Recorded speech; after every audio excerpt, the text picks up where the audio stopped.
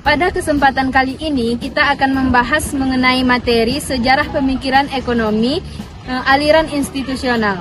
Yang pertama, teori Thorsten Bunda Veblen. Kedua, konsep tentang motivasi konsumen. Yang ketiga, konsep perilaku pengusaha. Yang keempat, tokoh institusionalisme.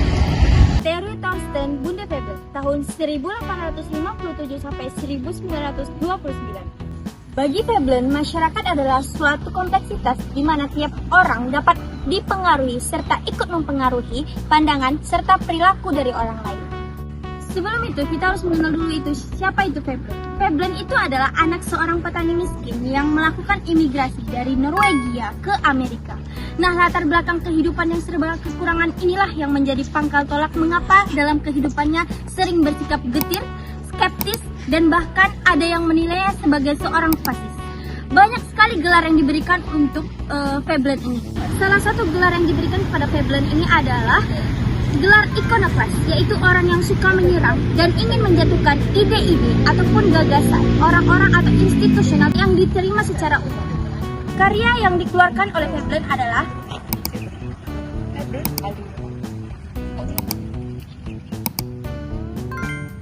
pada intinya, Veblen itu mengkritik teori-teori yang digunakan kaum klasik dan neoklasik yang model-model teoritis dan matematisnya dinilai bias dan kecenderung dengan terlalu menyederhanakan fenomena ekonomi.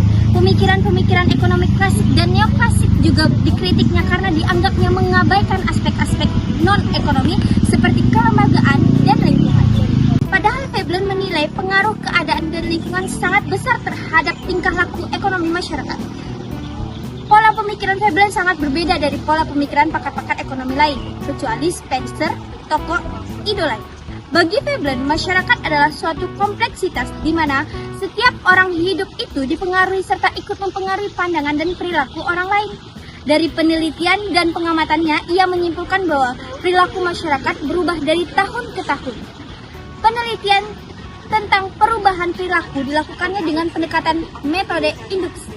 Dengan metode induksi inilah dia dapat menjelaskan perilaku masa lalu dan sekarang, di samping bisa pula meramal atau memperkirakan perilaku yang akan datang. Landasan seperti yang di atas saya katakan tadi adalah jelas bukan pemikiran ekonomi, melainkan lebih mengarah kepada sosiologi. Tetapi kalau digabung, ia akan menjadi pemikiran ekonomi, aliran institusional atau aliran kelembagaan yang disebut dengan institutional economics.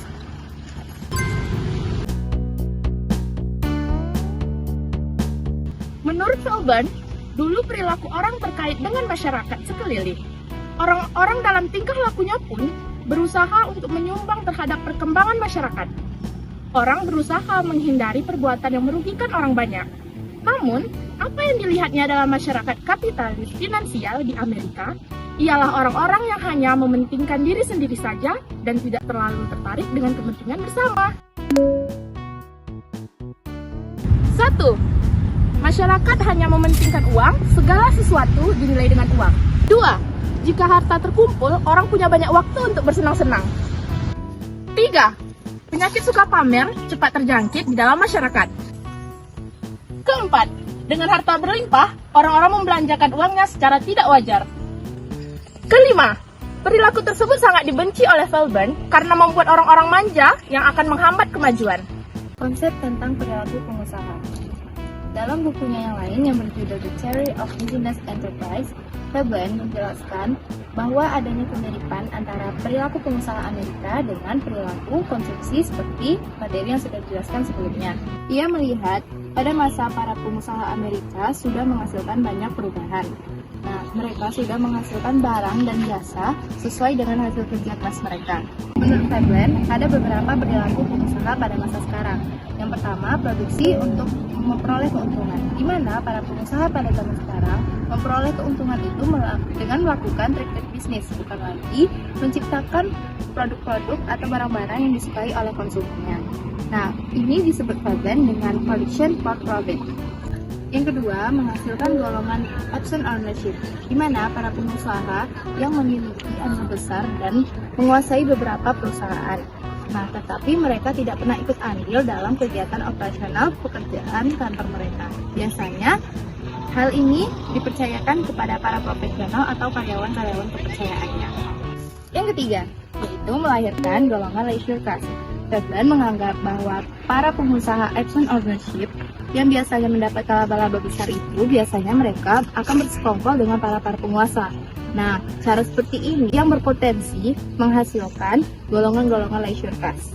Leisure class sendiri secara psikologi berarti orang yang bisa mendapatkan sesuatu dengan semaunya, tetapi mereka cenderung tidak menghargai apa yang sudah diperolehnya. Oleh karena itu, perilaku konsumsi mereka bersifat conspicuous consumption. Lalu, apa itu conspicuous consumption? Conspicuous consumption sendiri adalah perilaku yang suka pamer dan suka membeli hal-hal yang tidak digunakan dengan sewajarnya. Hal ini sangat berbanding terbalik dengan perilaku pengusaha murni yang sudah bekerja keras demi mendapatkan sesuatu. Para pelaku pengusaha murni itu akan lebih perhitungan dalam menggunakan barang atau jasa untuk memenuhi kebutuhannya. Jadi, itulah alasan mengapa Veblen menolak keras tesis kaum klasik yang menganggap bahwa usaha tiap orang yang mengejar kepentingan masing-masing pada akhirnya akan menghasilkan harmoni atau keseimbangan masyarakat secara keseluruhan. Sebab dari hal-hal yang sudah ia amati, ia melihat bahwa perilaku pengusaha yang hanya mengejar kepentingan pribadinya akan bertolak belakang dengan tujuan masyarakat secara keseluruhan. Begitu juga sebaliknya, demi mencapai kepentingan pribadi, ada saja pengusaha yang tidak segan menghambat dan mematikan kepentingan orang banyak. Baiklah, di sini kami akan menjelaskan mengenai tokoh-tokoh yang berperan penting dalam aliran institusional. Tokoh yang pertama itu ada Veblen, terus yang kedua ada Wesley, terus yang ketiga ada Gunnar, yang keempat itu ada Joseph, kemudian yang terakhir ada Douglas. Jadi tokoh pertama itu bernama Veblen. Seperti sudah dibahas dari materi yang pertama, Veblen itu merupakan adalah tokoh utama dari aliran institusional. Tokoh kedua itu ada Wesley. Wesley merupakan murid sekaligus temannya Veblen. Selain ikut dalam mendukung dan mengembangkan pemikiran-pemikiran Veblen, ia juga berjasa dalam mengembangkan metode-metode kuantitatif dalam menjelaskan peristiwa ekonomi. Dari penelitian ini memungkinkan lebih dikembangkannya penelitian tentang pendapatan nasional, fluktuasi ekonomi atau bisnis cycles, perubahan produktivitas, analisis harga, dan sebagainya. Tokoh yang ketiga itu ada Joseph Ascamter, yaitu pada tahun 1883 sampai 1950. Joseph ini dimasukkan dalam aliran institusional, mengatakan bahwa sumber utama kemakmuran bukan terletak dalam domain ekonomi itu sendiri, melainkan berada di luarnya, yaitu dalam lingkungan dan institusi masyarakat. Lebih jelas lagi, sumber kemakmuran terletak dalam jiwa kewirausahaan atau disebut dengan entrepreneurship pada pelaku ekonomi yang menginteraksi pembangunan. Ascamter ini membedakan pengertian invensi dan inovasi.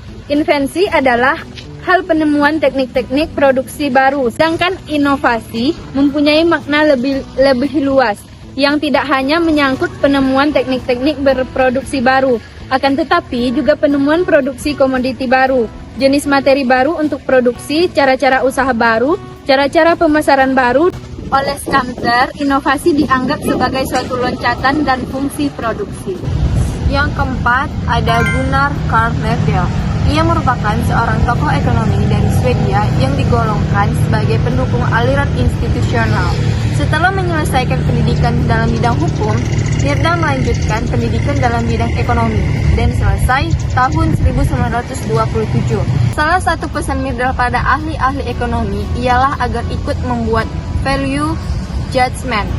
Jika tidak dilakukan, maka struktur-struktur teoritis ilmu ekonomi akan menjadi tidak realistis.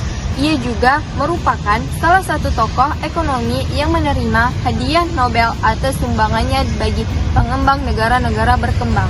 Tokoh yang kelima ada Douglas North, yaitu tahun 1993. Douglas North ini merupakan seorang ilmuwan yang berasal dari University of Washington, Missouri, Amerika Serikat.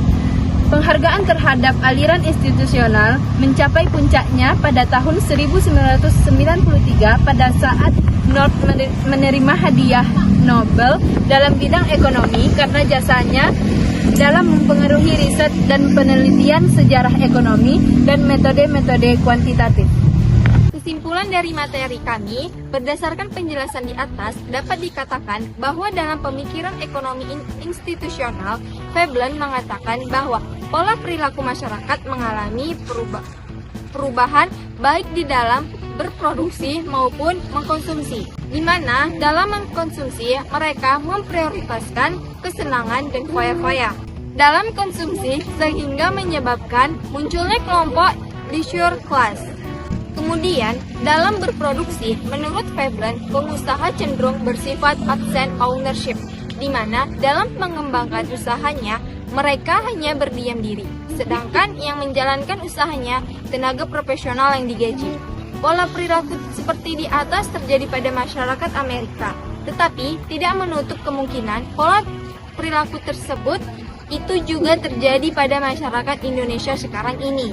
Dengan adanya teori dari Veblen itu, sehingga kita tahu bahwa sebenarnya pola perilaku masyarakat juga perlu diatur, baik itu dalam berproduksi maupun dalam mengkonsumsi. Sekian materi dari kami. Terima kasih telah menonton. Sampai jumpa.